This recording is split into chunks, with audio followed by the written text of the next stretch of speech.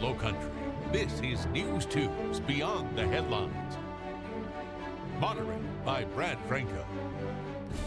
Good Sunday morning to you. Thank you for joining us on Beyond the Headlines. I'm Brad Franco, joined today by Shirley Green of the Post and Courier and Kelly Golden from News Radio 94.3. And the topic today, the looming bus strike that could affect Charleston and Dorchester County District 2 as early as Monday.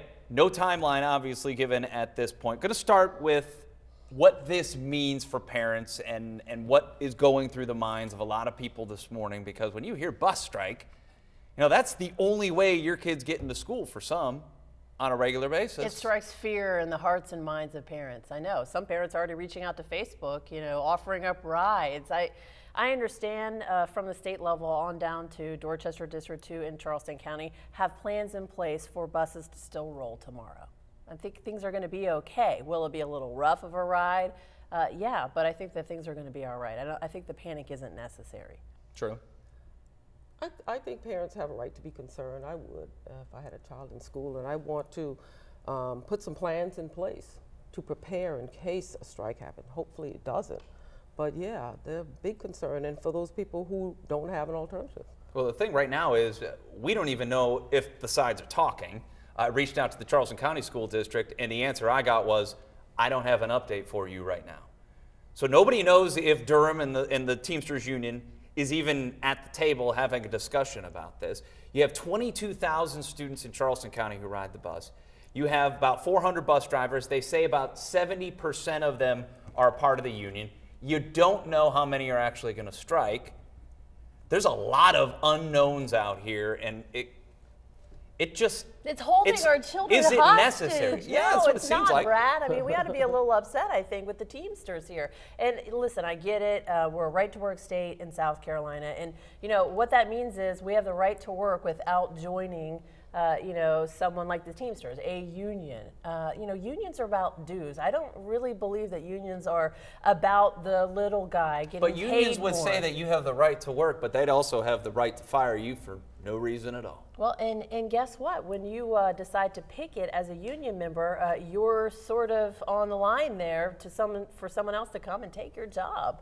I mean, and that's what's going to happen come tomorrow. We have other bus drivers that are coming in. There's a contingency plan in place. And we're going to talk a little bit about that contingency plan and what parents should think about that as we move forward, possibly as early as Monday. Question is, right now, is there a timeline for the strike? They're certainly not going to tell us. They're not going to tell the school district because they want to catch them flat-footed. We have a lot more on this as we continue Beyond the Headlines this morning.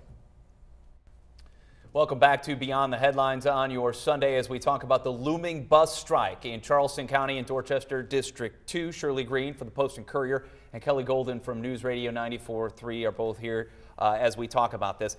What we're hearing is that drivers want a 44% bump in pay and benefits, and we've also heard that this has been on the table since the summer. So this didn't sneak up on at least Durham and the Teamsters Union. We don't know if it snuck up on the school districts.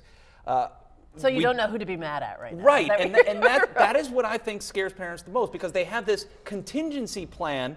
The State Board of Education voted earlier this week to allow out-of-state bus drivers to come in. I don't have a kid riding the bus yet, but it would concern me, and I would imagine it's going to concern parents as well, to put their child on a bus. And we were talking beforehand, you may not know who your school bus driver is. How many parents do know who their bus? I mean, but it's 2013, Brad. I know when we were growing up, maybe we did know. Should they not know who the school bus driver is? Well, sure. There are a lot of things parents should do that don't. That person is driving your child back and forth to school every day. Well, I understand where you're coming from, but like Shirley said before the break, there's concern amongst parents, and I get that. Having a backup plan in place is a wonderful thing.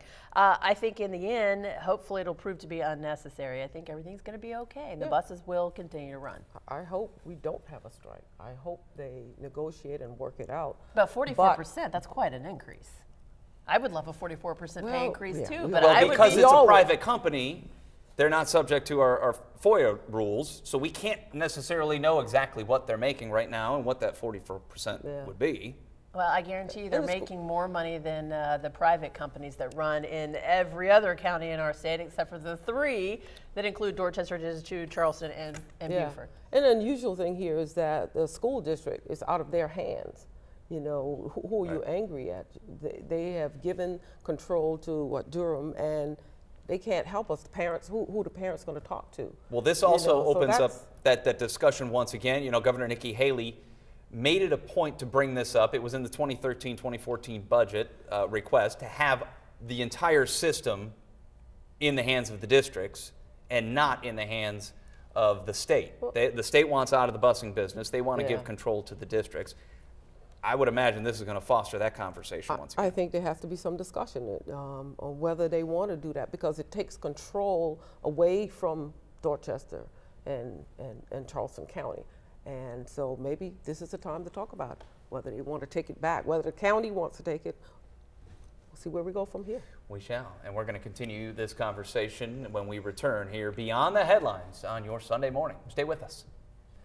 Welcome back as we go beyond the headlines on your Sunday morning. We are talking about the potential bus strike that could happen affecting Charleston County Schools and Dorchester District 2.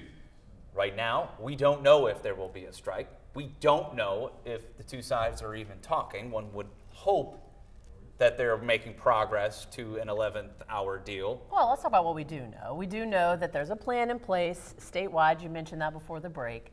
To allow those out-of-state bus drivers to come in. Right, and I guess the concern is amongst parents with strangers driving your kids around. Now look, they're not going to be just anybody who has a driver's license. They do have to meet qualifications. They have to have the federal transportation license, and they also have to have a minimum, I believe it was 5 years of driving experience, 2 years driving a bus. Yeah, it's important. So they will have some experience behind the wheel.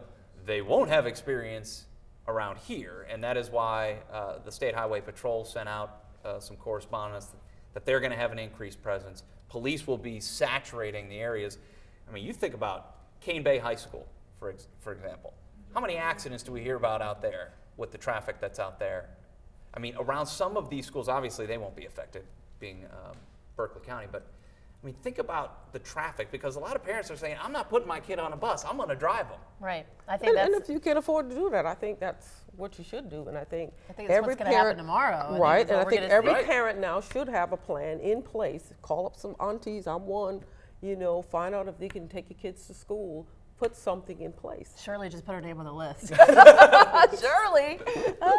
Well, you know, listen, that's a great idea. I think it may be unnecessary. I think that things are, you know, these bus drivers are going to run their routes before ahead of time. This isn't going to be the first time that they're going to see these routes. Are there going to be glitches like the first day of school? Yeah, and maybe that's kind of the idea of what we ought to be thinking about tomorrow morning.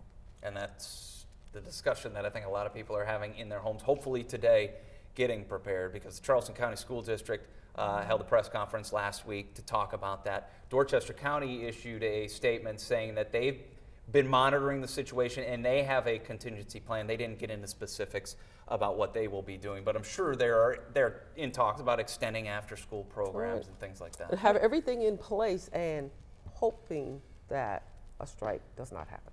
Well, but again, if it does, and you know what, listen, it can happen. Be ready for it. If you're prepared for the worst. Exactly.